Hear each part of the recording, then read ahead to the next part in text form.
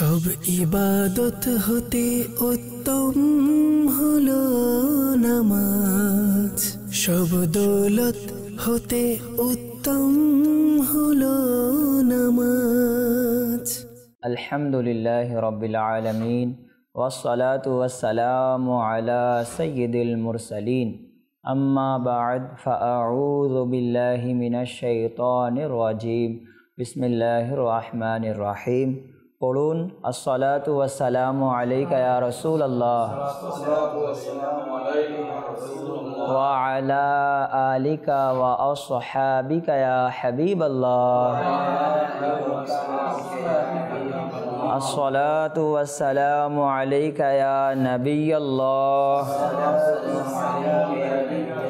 ওয়া আলা আলিকা ওয়া আসহাবিকা ইয়া নূরাল্লাহ। মাদানী চ্যানেলের দর্শকবৃন্দ, পবিত্র মাহে রমজানের বরকতপূর্ণ সময়ে উপস্থিত হয়েছি মাদানী চ্যানেলের একটি গুরুত্বপূর্ণ অনুষ্ঠান নিয়ে, যার নাম হচ্ছে আসুন নামাজ শিখি। দেশে ও প্রবাসে যারা যেখান থেকে আমাদের এই অনুষ্ঠানটি দেখছেন, আপনাদের সবাইকে জানাই আন্তরিক শুভেচ্ছা, স্বাগতম, খুশ আমদিদ। প্রথমেই রাসূল আকরাম নূরে মুজাসসাম সাল্লাল্লাহু তাআলা আলাইহি ওয়া আলিহি ওয়াসাল্লামের ওপর দুরূদ ও সালাম পাঠ করার ফজিলত আমরা শুনে নেই। প্রিয় নবী সাল্লাল্লাহু আলাইহি ওয়া আলিহি ওয়াসাল্লাম ইরশাদ করেছেন, তোমরা যেখানেই থাকো আমার উপর দুরূদে পাক পড়ো, কেননা তোমার দুরূদ আমার নিকট পৌঁছে থাকে। সুবহানাল্লাহ। সাল্লু আলাল হাবিব সাল্লাল্লাহু তাআলা আলা মুহাম্মদ সাল্লাল্লাহু আলাইহি ওয়াসাল্লাম। অনুষ্ঠান দেখার শুরুতেই ভালো ভালো নিয়ত করে নেন। প্রিয় নবী সাল্লাল্লাহু আলাইহি ওয়াসাল্লাম ইরশাদ করেছেন, মুসলমানের নিয়ত তার আমলের চেয়ে উত্তম। এক ব্যক্তি কোথাও যাচ্ছিল, হঠাৎ সে একটি আওয়াজ শুনতে পেল, আর এই আওয়াজটি মেঘ থেকে আসছিল। সে বলল, আমি শুনতে পেলাম যে মেঘকে হুকুম দেয়া হয়েছে অমুকের বাগানে যাও এবং তার বাগানে পানি প্রদান করো। ভাবেন কেমন সেই ব্যক্তি যার বাগানে পানি দেওয়ার জন্য আল্লাহ তাআলা হুকুম দিচ্ছেন যে তার বাগানে গিয়ে পানি প্রদান করো। ব্যক্তিটি বলল, আমি দেখলাম মেঘ এক খালি জায়গায় বৃষ্টি বর্ষণ করলো এবং পানি সেখান থেকে এক নালার মাধ্যমে প্রবাহিত হওয়া শুরু করলো। সে বলল, আমিও সেই নালার দিকে ছুটে পড়লাম যে আসলে দেখি সেই পানিটি কোথায় যাচ্ছে। আল্লাহু আকবার। ভাবলাম যে দেখি এই পানি কোথায় যাচ্ছে। পরিশেষে দেখলাম সামনে একটি বাগান এবং তাতে সেই পানি প্রবাহিত হচ্ছে। সুবহানাল্লাহ। আর বাগানের ভেতরে এক ব্যক্তি যে তার বাগানে বেলচার মাধ্যমে পানি চারিদিকে দিচ্ছিল। সে বলল, আমি ওই ব্যক্তির নাম জিজ্ঞাসা করলাম যে যার বাগানে সে উপস্থিত ছিল। তো সে আমাকে ওই নাম বলল যে আমি মেঘের আওয়াজে আমি শুনেছিলাম। আল্লাহু আকবার। আমি তার আমল সম্পর্কে জিজ্ঞাসা করলাম যে তুমি কোন আমল করো, এমন কোন আমল করো যার কারণে মহান আল্লাহ তাআলা বৃষ্টিকে হুকুম দিয়েছেন তার বাগানে গিয়ে বর্ষণ করো। তো ওই ব্যক্তিটি বলল যে আমার কোনো আমল নেই, আমি তো এমন কোনো বড় আমল করি না, কিন্তু হ্যাঁ, আমি যা জীবিকা অন্বেষণ করি, আমি যা আয় করি তার 3টি অংশে ভাগ করি। কয়টি অংশে? 3টি। প্রথম অংশ আমি আমার পরিবারের জন্য খরচ করি। মনে রাখবেন, হালাল উপার্জন করে পরিবারের জন্য খরচ করাও সাদকা স্বরূপ। দ্বিতীয় অংশ আমি আমার বাগানের খরচাদি বহন করি। দ্বিতীয় অংশ দিয়ে কি করি? আমি আমার বাগানের যতগুলো খরচাদি তা আমি বহন করি। আর তৃতীয় অংশ আমি আল্লাহ তাবারাকা ওয়া তাআলার রাস্তায় ব্যয় করি। এই 3টি আমল আমি করে থাকি। তো আল্লাহ তাআলার দয়া যে এই 3টি আমলের মাধ্যমে আল্লাহ তাআলা আমাকে এমন বরকত দান করেছেন। তো প্রিয় ইসলামী ভাইরা, মাদানী চ্যানেলের দর্শকবৃন্দ, মনে রাখবেন, আল্লাহ তাআলার রাস্তায় দিলে, আল্লাহ তাআলার রাস্তায় খরচ করলে কখনো কমে না, বরং আল্লাহ তাআলা বাড়িয়ে দেন। আল্লাহ তাবারাক ওয়া তাআলা পবিত্র কোরআনে বলেছেন যে তুমি যখন কোনো বান্দা আল্লাহ তাআলার রাস্তায় খরচ করে ওই জিনিসটি কর্যস্বরূপ আল্লাহ তাআলা রেখে দেন, তার দ্বিগুণ 700 গুণ আল্লাহ তাআলা যতটুকু চান তাকে ফেরত দান করে। এখানে একটি বিষয় খুবই লক্ষণীয় যে আমরা আসছি, টাকা পয়সার হাকিকি মালিককে আল্লাহ তাআলা, সব জিনিসের মালিককে আল্লাহ তাআলা। তো তার দেয়াই সম্পদ যদি আমরা তার রাস্তায় খরচ করি, তো তিনি বলছেন যে তোমার যেই আল্লাহ তাআলার রাস্তায় ব্যয় করে এটি হচ্ছে কর্যস্বরূপ। আর কর্য যদি যাকে দেওয়া হয় তো কর্য পুনরায় পাওয়ার সম্ভাবনা আছে, কিন্তু কাউকে গিফট করলে তার সম্ভাবনা নেই। তো আল্লাহ তাআলা পবিত্র কোরআনে বলেছেন যে কর্যস্বরূপ, তার মানে জানা যায় এটা আল্লাহ তাআলার রাস্তায় দিলে কমবে না, বরং আল্লাহ তাআলা আমাদেরকে বাড়িয়ে দান করবে। তো পবিত্র মাহে রমজান আমাদের মাঝে চলমান, আমরা বেশি পরিমাণে আল্লাহ তাআলার রাস্তায় সাদকা করি, খায়রাত করি, আমরা মুসলমানদেরকে রোজা ইফতার করাই, এগুলো হচ্ছে সাদকা। আল্লাহ তাবারক ওয়া তাআলা আমাদেরকে আমল করার তৌফিক দান করুন। সাল্লু আলাল হাবিব সাল্লাল্লাহু তাআলা আলা মুহাম্মদ সাল্লাল্লাহু আলাইহি ওয়াসাল্লাম। প্রিয় দর্শক মণ্ডলী, আলহামদুলিল্লাহ নামাজের মাসআলা মাসাইল আমরা এই অনুষ্ঠানের মাধ্যমে শিখছি। আজকে ইনশাআল্লাহুল করিম ওযুর ব্যাপারে আমরা কিছু মাসআলা শোনার সৌভাগ্য অর্জন করব। হযরতে সাইয়্যিদুনা উসমান গনি রাদিয়াল্লাহু তাআলা আনহু এক জায়গায় পৌঁছে ওযুর জন্য পানি চাইলেন এবং ওযু করলেন, আর আপনি মুচকি হাসলেন। তারপর সঙ্গীদেরকে বললেন, আপনারা কি জানেন আমি কেন মুচকি হাসলাম? অতঃপর তিনি নিজেই নিজের প্রশ্নের উত্তর দিতে গিয়ে বললেন, একদা হুজুর নূর সাল্লাল্লাহু আলাইহি ওয়াসাল্লাম এই জায়গায় ওযু করেছিলেন এবং ওযু শেষে তিনি মুচকি হেসেছিলেন। তো প্রিয় মুস্তাফা হাবিবে কিবরিয়া সাল্লাল্লাহু তাআলা আলাইহি ওয়াসাল্লাম ইরশাদ করেন, যখন মানুষ ওযু করে তখন হাত ধোয়ার সময় হাতের গুনাহ, মুখমণ্ডল ধোয়ার সময় মুখের গুনাহ, মাথা মাসেহ করার সময় মাথার গুনাহ, আর পা ধোয়ার সময় পায়ের গুনাহ সমূহ ঝরে যায়। সুবহানাল্লাহ। প্রিয় ইসলামী ভাইরা, মাদানী চ্যানেলের দর্শকবৃন্দ, আপনারা দেখলেন সাহাবায়ে কেরাম আলিমুর রিদওয়ান নবী করিম সাল্লাল্লাহু আলাইহি ওয়াসাল্লামের প্রতিটি অভ্যাস ও সুন্নাতকে নিজের জীবনে বাস্তবায়ন করতেন।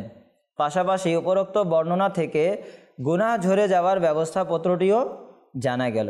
ওযুর মধ্যে কুলি করার দ্বারা মুখের গুনাহ, নাকে পানি দেওয়ার কারণে নাকের গুনাহ, মুখমণ্ডল ধোয়ার দ্বারা চোখের পলক সহ পুরো চেহারার গুনাহ, হাত ধোয়ার দ্বারা হাতের গুনাহের সাথে সাথে নখের গুনাহ, মাথা ও কান মাসেহ করার দ্বারা মাথার গুনাহের সাথে সাথে কানের গুনাহ, আর পা ধোয়ার কারণে পায়ের গুনাহের সাথে সাথে নখের নিচের গুনাহ সমূহ ঝরে যায়।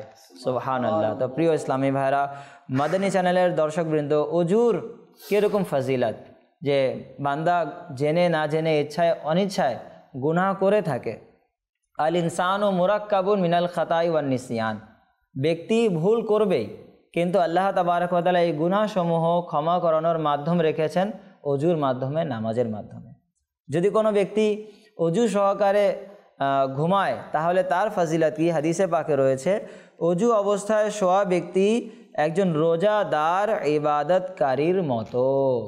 সুবহানাল্লাহ, সুবহানাল্লাহ। আর যদি কোনো ব্যক্তি ওযু সহকারে মৃত্যুবরণ করে তার সওয়াব কি? সুলতানে মদিনা সরদারে মক্কা মুকাররমা সাল্লাল্লাহু আলাইহি ওয়াসাল্লাম হযরতে আনাস রাদিয়াল্লাহু তাআলা আনহুকে ইরশাদ করেন, বৎস সম্ভব হলে সব সময় ওযু অবস্থায় থাকো। কে বলছেন? আমার নবী আলাইহিস সালাম।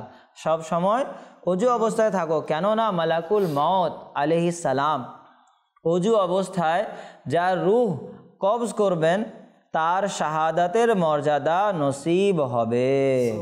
সুবহানাল্লাহ। তো প্রিয় ইসলামী ভাইরা, ইসলামের মধ্যে কতই না সুন্দর রয়েছে আমাদের 5 ওয়াক্ত নামাজ। আর এই নামাজ আদায় করার পূর্বে আল্লাহ তাআলা আমাদের জন্য ফরজ করেছেন ওযু।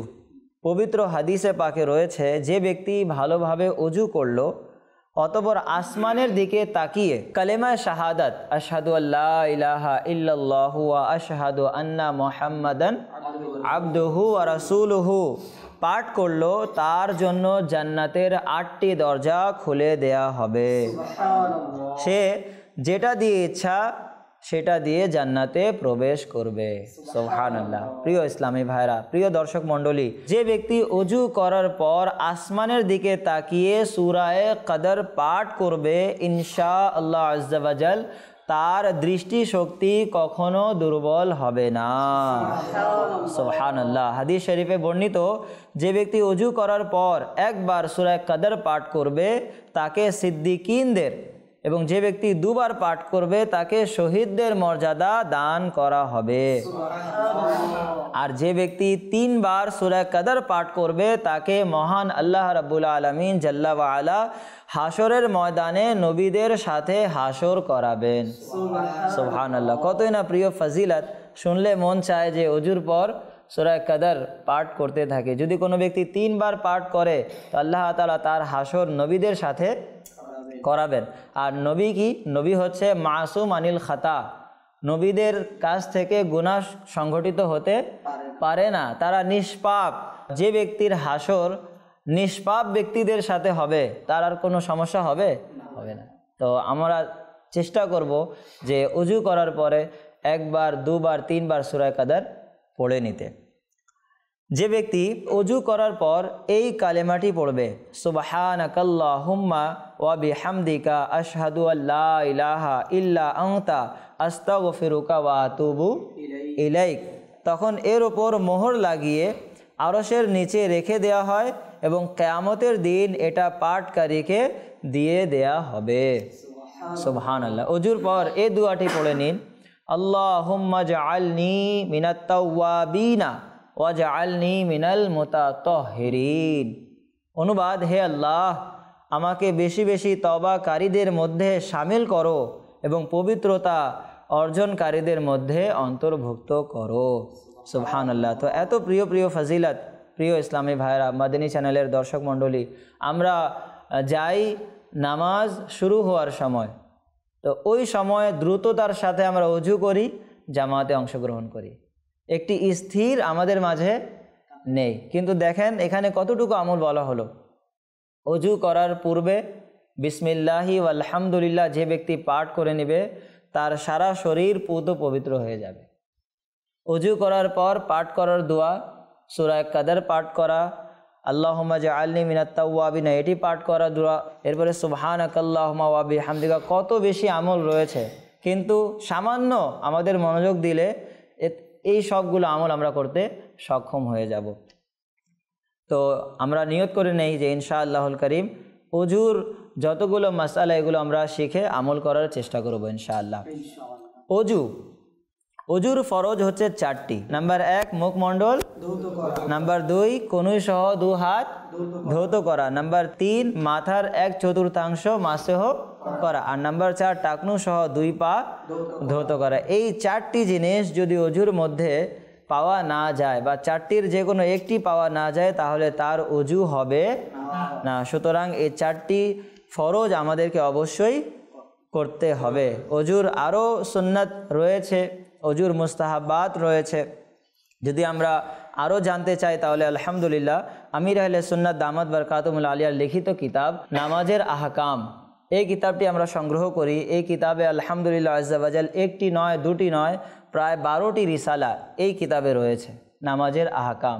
তো এই কিতাবে অসংখ্য মাসআলা বাহারে শরিয়ত থেকে, ফতোয়া রাজাবিয়া থেকে, ফতোয়া আহলে সুন্নাত থেকে অনেক মাসআলা এখানে আলহামদুলিল্লাহ রাব্বিল আলামিন আমির আহলে সুন্নাত বর্ণনা করেছেন। তো আমাদের জন্য সহজ, আমরা আমল করি, এই কিতাব পড়ে আমরা আমল করি। আল্লাহ তাবারক ওয়া তাআলা আমাদেরকে আমল করার তৌফিক দান করুক।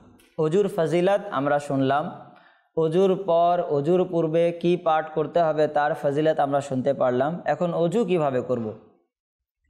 অজুর সময় কাবা শরীফের দিকে মুখ করে উঁচু জায়গায় বসা মুস্তাহাব, আর অজুর জন্য নিয়ত করা হচ্ছে সুন্নাত। দেখেন এখানে বলা হয়েছে অজুর সময় কিবলামুখী হয়ে বসা কি মুস্তাহাব। তো এই দিকে আমাদের লক্ষ্য থাকে, আমাদের স্মরণ থাকে।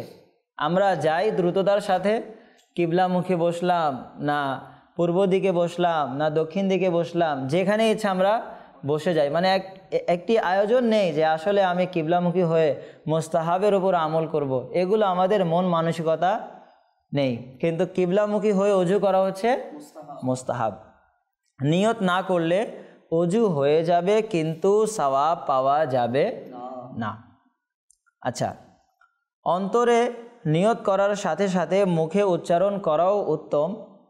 মুখে এভাবে নিয়ত করুন যে আমি আল্লাহ তাআলার নির্দেশ পালনার্থে পবিত্রতা অর্জন করার জন্য অজু করছি। বিসমিল্লাহ পড়ে নিন, এটাও সুন্নাত, এবং বিসমিল্লাহি ওয়ালহামদুলিল্লাহ বলে নিন। এর কারণে আপনি যতক্ষণ অজু অবস্থায় থাকবেন ততক্ষণ ফেরেশতাগণ আপনার জন্য নেকি লিখতে থাকবে। সুবহানাল্লাহ। এখন উভয় হাত কবজি পর্যন্ত 3 বার ধৌত করুন। উভয় হাতের আঙ্গুলগুলো খিলাল করুন, এভাবে খিলাল বলা হয়, এটা খিলাল করবেন ধৌত করার পরে। কমপক্ষে 3 বার করে ডানে বামে উপরে নিচে দাঁতগুলো মিসওয়াক করুন। প্রত্যেকবারে মিসওয়াক ধুয়ে নিন। হুজ্জাতুল ইসলাম ইমাম মোহাম্মদ গজালি রহমতুল্লাহি তাআলা আলাইহি বলেন, মিসওয়াক করার সময় নামাজে কিরাত পাঠ ও আল্লাহর জিকিরের জন্য মুখ পবিত্র করার নিয়ত করা উচিত।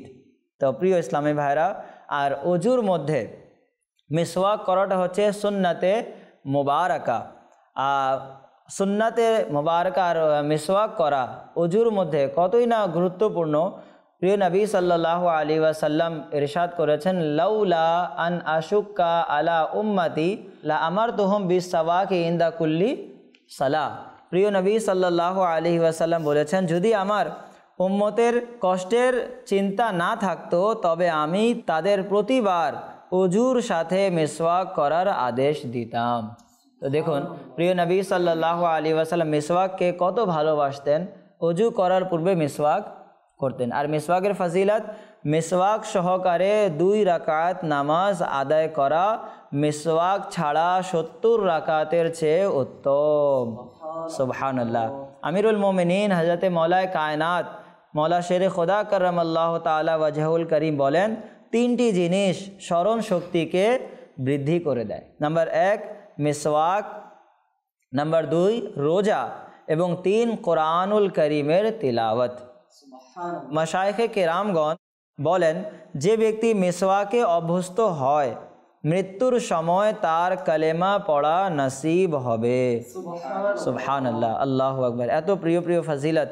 প্রিয় ইসলামী ভাইরা, প্রিয় দর্শক মণ্ডলী, মন চায় যে সারাক্ষণ প্রত্যেক নামাজে অজু করার পূর্বে মিসওয়াক করি। আর আলহামদুলিল্লাহ আমাদের মাঝে মাহে রমজান চলমান, তো রোজা অবস্থায় মিসওয়াক করা অবশ্যই আমাদের উচিত। হযরতে সাইয়্যিদুনা আমির ইবনে রবিআ রাদিয়াল্লাহু তাআলা আনহু থেকে বর্ণিত, আমি অসংখ্যবার মদিনার তাজদার নবিকুল সরদার সাল্লাল্লাহু আলাইহি ওয়াসাল্লামকে রোজা অবস্থায় মিসওয়াক করতে দেখেছি। সুবহানাল্লাহ। তার মানে জানা গেল রোজা অবস্থায় মিসওয়াক করা সুন্নাতে মুবারাকা। আর প্রিয় আকা উভয় জাহানের দাতা রাসূলুল্লাহ সাল্লাল্লাহু আলাইহি ওয়াসাল্লাম সুন্নত এর উপর আমল করার জন্যে, সুন্নতকে আঁকড়ে ধরার জন্য, সুন্নতকে ভালোবাসার জন্য কত প্রিয় ফরমান ইরশাদ করেছেন। প্রিয় নবী সাল্লাল্লাহু আলাইহি ওয়াসাল্লাম বলেন, যে ব্যক্তি আমার সুন্নতকে ভালোবাসলো সে আমাকে ভালোবাসলো, আর যে আমাকে ভালোবাসলো সে আমার সাথে জান্নাতে যাবে। তো অজু করার পূর্বে মিসওয়াক করা খুবই প্রিয় সুন্নাত। আচ্ছা, এখন মিসওয়াক করব কিভাবে? মিসওয়াক ডান হাতে এইভাবে ধরবেন যেন কনিষ্ঠা আঙ্গুল নিচে, মাঝখানের 3 আঙ্গুল উপরে এবং বৃদ্ধা আঙ্গুল মিসওয়াকের মাথায় থাকে। প্রথমে ডান দিকের উপরের দাঁতসমূহে, তারপর বাম দিকের উপরের দাঁতসমূহে, অতঃপর ডান দিকের নিচের অংশে, তারপর বাম দিকের নিচের দাঁতসমূহে মিসওয়াক করুন। এভাবে আমরা মিসওয়াক করলে ইনশাআল্লাহুল কারীম মিসওয়াকের উপকারিতা আমরা অর্জন করতে পারবো। আর মিসওয়াকের ব্যাপারে আমরা যদি জানতে চাই যে মিসওয়াক এর ফজিলত, মিসওয়াকের আরও অন্যান্য মাসাইল, আলহামদুলিল্লাহ কিবলা শাইখে তরিকত আমির আহলে সুন্নাত দামাত বরকাতুহুল আলিয়ার খুবই প্রিয় লিখিত রিসালা মিসওয়াক শরীফের ফজিলত, এই কিতাবটি আমরা সংগ্রহ করি মাকতাবাতুল মদিনা থেকে। আর যারা অনলাইনে পড়তে চান, আলহামদুলিল্লাহ dawat-e-islami.net ফ্রি অফ কস্ট আপনি ডাউনলোড করে পড়ে নিতে পারেন। মিসওয়াক করা খুবই প্রিয় সুন্নাত। আল্লাহ রাব্বুল আলামিন মিসওয়াকের ফজিলত এর উপর আমল করার তৌফিক দান করুক। অতঃপর ডান হাতে 3 অঞ্জলি পানি নিয়ে এমনভাবে 3 বার কুলি করবেন যেন প্রতিবারে মুখের ভেতরের পুরো জায়গায় পানি প্রবাহিত হয়। আর রোজাদার না হলে গড়গড়াও করে নেবেন, কেননা রোজা না হলে গড়গড়া করা হচ্ছে সুন্নাতে মোবারকা। তারপর ডান হাতেরই 3 অঞ্জলি পানি দিয়ে 3 বার নাকের ভিতর নরম মাংস পর্যন্ত পানি পৌঁছাবেন। রোজাদার না হলে নাকের মূল গোড়া পর্যন্ত পানি পৌঁছিয়ে দিন। বাম হাতের সাহায্যে নাক পরিষ্কার করে নিন এবং ছোট আঙ্গুল নাকের ছিদ্রে প্রবেশ করান। 3 বার পুরো মুখমণ্ডল এমনভাবে ধুয়ে নিন যেখান থেকে স্বাভাবিকভাবে মাথার চুল গজায়। এই যে এখান থেকে মাথার চুল গজায়, এখান থেকে চিবুকের নিচ পর্যন্ত, যাকে থুতনি আমরা বলি, এই চিবুকের নিচ পর্যন্ত এবং এক কানের লতি, এই যে এক কানের লতি, যে এই লতি থেকে অপর কানের লতি পর্যন্ত পুরো সীমায় পানি প্রবাহিত করা আবশ্যক। আর যদি দাড়ি থাকে এবং আপনি এহরাম পরিধানকারী না হন তাহলে এভাবে দাড়ি খিলাল করুন যে আঙ্গুলগুলো গলার দিক থেকে প্রবেশ করিয়ে সামনের দিক থেকে বের করিয়ে নিন। এভাবে আমরা করব দাড়ির খিলাল। অতঃপর আঙ্গুলের মাথা থেকে শুরু করে কনুই সহ 3 বার ডান হাত ধৌত করুন। এভাবে বাম হাতও ধৌত করুন। উভয় হাত অর্ধবাহু পর্যন্ত ধোয়া মুস্তাহাব। অজুর ফরজ 4টির মধ্যে দ্বিতীয় নাম্বার যেই ফরজ ছিল তা ছিল কনুই পর্যন্ত হাত ধৌত করা। যদি আমরা অর্ধবাহু ধৌত করে নেই তাহলে ফরজও আদায় হয়ে যাবে, আর অর্ধবাহু পর্যন্ত ধৌত করা হচ্ছে মুস্তাহাব। অতএব বর্ণিত নিয়মে হাত ধৌত করবে, এতে কনুই পর্যন্ত অঞ্জলিপূর্ণ পানি প্রবাহিত করার প্রয়োজন নেই। অতঃপর পানির নল বন্ধ করে মাথা মাসেহ এভাবে করুন যে 2 বৃদ্ধা আঙ্গুল ও শাহাদাত আঙ্গুল দ্বয় বাদ দিয়ে 2 হাতের বাকি 3 আঙ্গুল সমূহ পরস্পর মিলিয়ে নিন এবং কপালের চুল অথবা চামড়ার উপর রেখে পিছনের অংশ পর্যন্ত এমনভাবে টেনে নিয়ে যাবেন যেন হাতের তালুগুলো মাথা থেকে পৃথক থাকে। তারপর হাতের তালুগুলো পেছন থেকে কপাল পর্যন্ত এমনভাবে টেনে আনবেন যেন বৃদ্ধা আঙ্গুল ও শাহাদাত আঙ্গুল দ্বয় মাথার সাথে স্পর্শ না হয়। অতঃপর শাহাদাত আঙ্গুল দ্বয় দ্বারা 2 কানের ভেতরের অংশ এবং বৃদ্ধা আঙ্গুলি দ্বয় দ্বারা কানের বাহিরের অংশ মাসেহ করুন এবং কনিষ্ঠ আঙ্গুলগুলো 2 কানের ছিদ্রে প্রবেশ করিয়ে দিন এবং আঙ্গুলগুলোর পিঠ দিয়ে ঘাড়ের পেছনের অংশ মাসেহ করুন। কিছু লোক গলা ধৌত করে হাতের কনুই ও কবজি দ্বয় মাসেহ করে থাকেন, এটা কিন্তু সুন্নাত নয়। মাথা মাসেহ করার পূর্বে পানির নল ভালোভাবে বন্ধ করার অভ্যাস গড়ে তুলুন। অনর্থক পানির নল খোলা রাখা কিংবা অর্ধেক বন্ধ রাখার কারণে ফোঁটা ফোঁটা পানি ঝরতে থাকে, এটা গুনাহ ও অপচয়। তো আমরা যখনই মাথা মাসেহ করব, তো মাথা মাসেহ করার সময় আমরা এভাবে হাত করব। সবাই করেন, এভাবে হাত করব। বৃদ্ধা আঙ্গুল আর আমাদের শাহাদাত আঙ্গুল থাকবে আলাদা 3 আঙ্গুল, হ্যাঁ, কনিষ্ঠা, মধ্যমা আর অনামিকা একসাথে আমরা মিলিয়ে নিব। তো এই যে আমরা হাত করলাম এভাবে মিলিয়ে আমরা এভাবে করব, মাথা মাসেহ করব, এভাবে নিয়ে আসব। নিয়ে যাওয়ার পর আমরা তালু লাগাবো না, আমরা আঙ্গুল দ্বয়ের পেট লাগাবো। আঙ্গুল দ্বয়ের কি লাগাবো? পেট লাগাবো। আমরা নিয়ে যাব মাথার পিছন সাইডে। এরপর যখন ফিরে আসব তো আমাদের যে হাতের তালু এভাবে আমরা লাগিয়ে নিয়ে আসব। হয়ে গেল। এরপর আমাদের বাকি থাকে এই 2 আঙ্গুল, বৃদ্ধাঙ্গুল আর শাহাদাত আঙ্গুল।